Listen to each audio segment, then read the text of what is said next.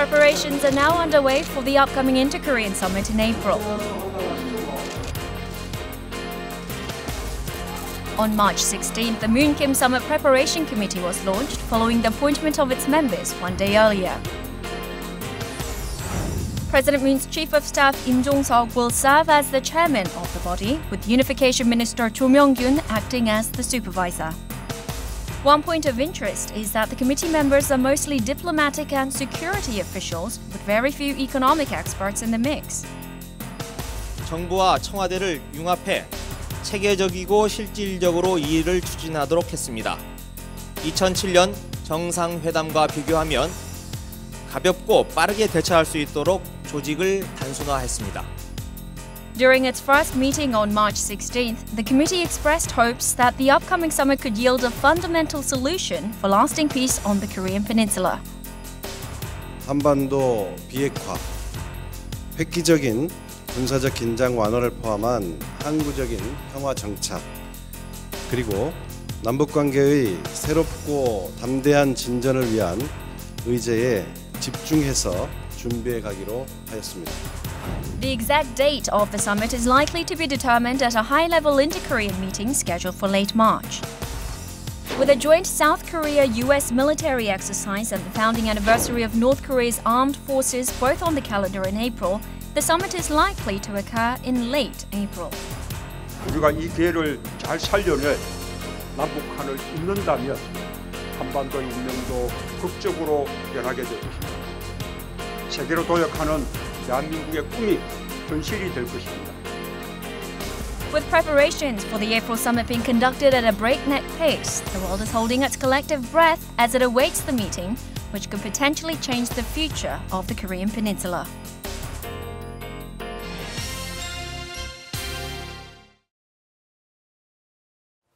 So Koichi, how do you envisage the meeting between Moon and Kim? Do you think they'll have a smooth discussion? Well, I think so, because from my point of view, this South and North Summit is sort of a preliminary session before the US and North Korea summit. So it will be like actually both South and North have intention to create a good atmosphere before the Trump-Kim Jong-un summit. So I think it will go smooth. Smoothly, no major difficulties in your opinion?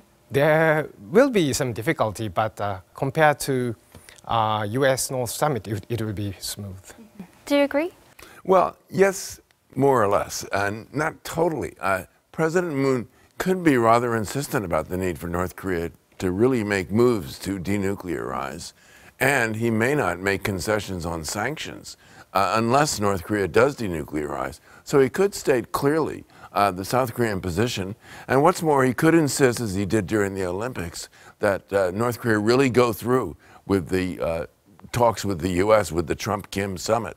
So for all those reasons, I'm sure that President Moon will be very, very, very polite and very, very, very gracious in his meeting with Kim Jong-un. Okay. Now, the preparation committee seems solely focused on denuclearization as opposed to other issues such as humanitarian issues or economic cooperation. Do you think this is the right move?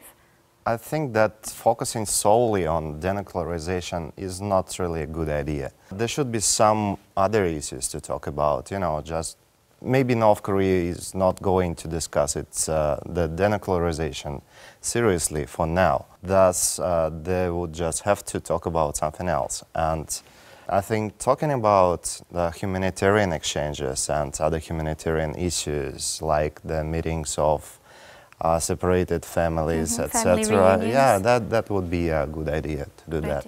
Okay. Koichi, what do you think other areas should at least be touched upon during this summit? Well, actually, Japanese government already offered that, asked South Korean government that, they want abductee issue on that agenda. And I think for this time, it might be difficult, but in long term, I think there will be discussion between South and North about North-Japan relationship, because Japan already offered huge economic assistance in 2002. if the nuclear issue and the abductee issue is solved, and if really they give up the nuclear weapons, and if North Korea decide to open up their country, then they need a lot of economic assistance from all over the world, and including Japan. So if this dialogue goes well, then eventually there will be a Japan-North Korea summit. As well. Yep. All right. Now, all three of you have either lived in or visited North Korea. So, in your opinion, how difficult is it for the average North Korean citizen to access news information?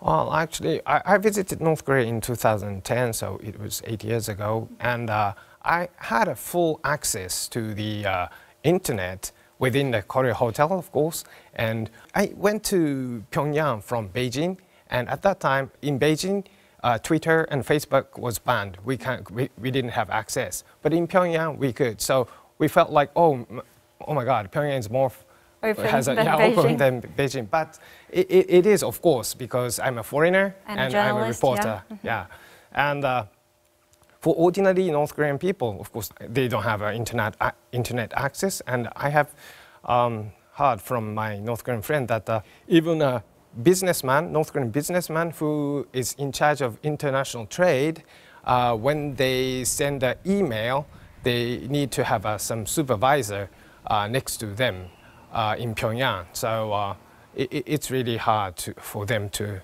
have access to information, free information. Okay. You have actually lived in North Korea, so how much do you think the average North Korean is aware of the upcoming Inter-Korean summit? Well, yeah, I lived in North Korea 10 years ago, and it was for 3 years. Well, first of all, I have to say that average North Korean is busy with other things other than the Inter-Korean summit. They have to think about their job, about the money, and about their families, first of all. And most of the population just don't really care much about politics.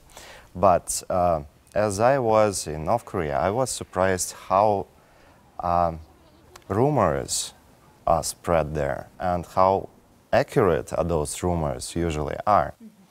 So I would not be surprised if the average North Koreans, if they really know that the summit is going to happen, and maybe they even know some details about that. Okay, so probably not from an official source, but from rumors they might know.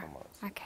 Now, a 160-member South Korean art troupe is scheduled to perform in Pyongyang ahead of the summit. What kind of role do you think they'll be playing? Well, I think that's a very important role. I think that it does really help to sort of smooth relations and prepare for the summit. North Koreans are not unfamiliar with K-pop, having watched it illicitly on Korean TV when they are not supposed to be watching. But it'll be interesting to see if K-pop could catch on in North Korea. And I think really that kind of interaction would help bring the two Koreas together. Right, it would help the average citizen in both countries to be more familiar with the other culture.